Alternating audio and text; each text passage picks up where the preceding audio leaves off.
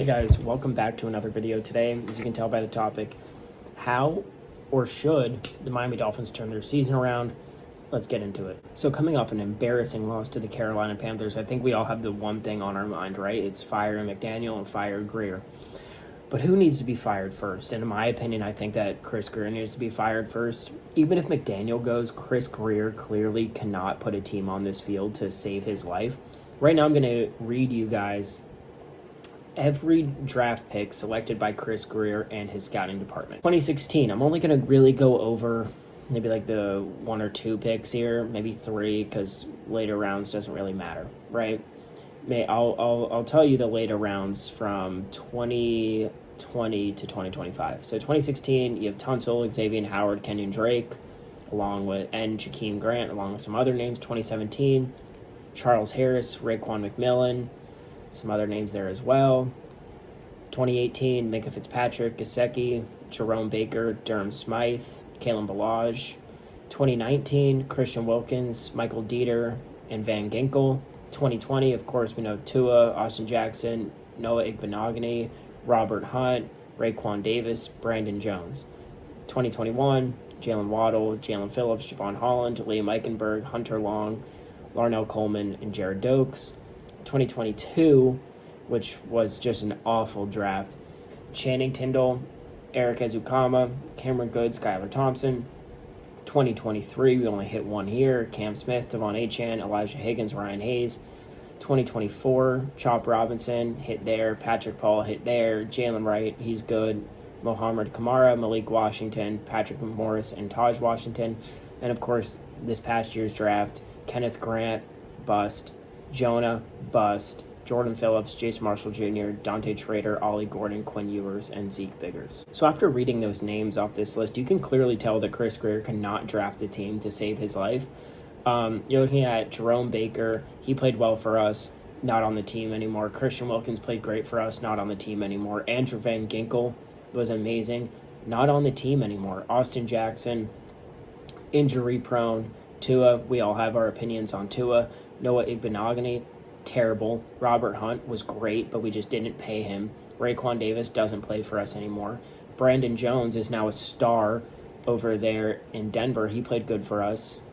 Going to 2021, Jalen Waddle, great. Jalen Phillips, really good, but he needs to step it up a little bit. Javon Holland had, a nice year or two, and then he fell off. Liam Eichenberg is terrible. Hunter Long now plays in Jacksonville. Moving into 2022, Channing Tindall did not work out. Eric Ezukama did not work out. Cameron Good did not work out. Skylar Thompson was probably the worst quarterback I've ever seen, did not work out. 2023, Cam Smith. When we drafted Cam Smith, you look at his tape when he played in South Carolina, you're like, okay, we got a guy here. Did not work out. Devon Achane worked out. Great hit there. Elijah Higgins, Ryan Hayes, no. 2024, Chop Robinson worked out, right? He's morphing into a better player. Patrick Paul, great pickup there. Jalen Wright's being completely overpowered by Ollie Gordon and Achane. Kamara didn't work out. Malik Washington, he's stepping up into it, but this past week, he's the only player to have 4 receptions for 0 yards. That's also play calling. McMorris and Taj Washington, I think we should put Taj Washington in the game. Pretty sure he might be hurt. I don't know. And then 2025, let's look at this. Kenneth Grant is the worst rated defensive tackle in the whole NFL. Jonah is the worst rated guard in the whole entire NFL. Jordan Phillips, Jason Marshall Jr., Dante Trader, Ollie Gordon. Would love to see him more. Quinn Ewers, backup guy, and Zeke Biggers. So just a handful of all those names actually worked out for the Dolphins. And the funny thing about it is how many of those names that I told you are still on the team, right? Let's look at Robert Hunt, Raekwon Davis, Javon Holland. Javon didn't have a great year last year, but he's better than, I'm not saying he's better than Minka Fitzpatrick, but the other safeties we had back there, Javon Holland's better than those safeties. He's not on the team anymore. Robert Hunt's not on the team anymore. Who else? Let me go through these names. Robert Hunt, not on the team anymore. Van Ginkel, not on the team anymore. Christian Wilkins, not on the team anymore. So you have these great draft picks that we picked up that are not on this team anymore. And like I said earlier, just a few seconds ago, how many of these names? I mean, I'm looking at a list of, I can't even tell you how many names, but they just didn't work out, right? And Chris Greer, I mean, if you look at any other major sport team, right? I'm not even just talking NFL. I'm talking NFL, NBA, NHL, MLB. He would have been fired anywhere else, right? You whiff on 1, 2, 3, 4, 5, 6, 7, 8 years from 2018, 2025. You whiff there on your draft picks anywhere else, you're gone, right? We have not won a playoff game. We did well in 2022, did well in 2023, but we still haven't won a playoff game since the year 2000. And clearly, he is not the answer here. I think we can all agree on that. So the question is, should it be Greer, should it be McDaniel first? It has to be Chris Greer first. Even if you go and fire Mike McDaniel and you go and get a coach, right? And we finish this season out. I say we finish this season out just by the way it's looking. Maybe 3 wins. I say you have a chance to beat the Saints, and then you have a chance to beat the Jets when we go up there and play them towards the end of the year. We cannot trust Chris Greer with a top 5 draft pick. We just can't. We can't trust him in the offseason to go and put a team on this field that is going to compete when you see the New England Patriots, not even done with their rebuild, go into Buffalo on prime time and beat Buffalo, something that we cannot do. And then you look at the Jags on prime time, game-winning drive, same thing as the Patriots, and beat Kansas City. Do we trust Chris Greer to put a team on the field to do that? There's a handful of players that are good on this team. The rest of them are very, very bad.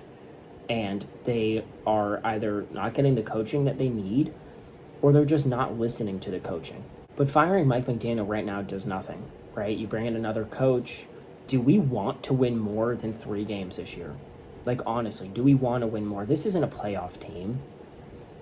We don't want to win 7 or 8 games and have a mid-pick in the draft, right? We have to be bad this year to turn it around. And it sucks to say because we waited so long. We had so much hope in 2023, but clearly it didn't work out, right? So how do we move on from here? You keep McDaniel in there. You let him drive us into the dirt. You fire Greer. You bring in new GM in here, and you tell the GM, hey, do what you want, right? Do what you want with McDaniel. I think McDaniel should be gone. You bring in a more football-like head coach, bring in a good offensive coordinator. Go spend your money in free agency. You have to cut Tyreek Hill post June 1st because he saved over $30 million in cap, I'm pretty sure, which sucks because now you're at the point of saying, like, hey, we have to cut the player that gave our fan base hope, that brought people to our stadium to watch this team play, that made people, when they looked at their phones seeing that we traded for Tyreek Hill, made the sports world stop for a second. You have to say, hey, we are so bad. We don't have the coaches. We don't have the GM to go and get these guys. We're going to have to cut you, Tyreek. And your knee was just blown out. But, hey, sorry, good luck with everything. And a big, middle finger to the fans saying, oh, here's our wide receiver one of the best wide receivers in the NFL. We can't field a team. He's gone.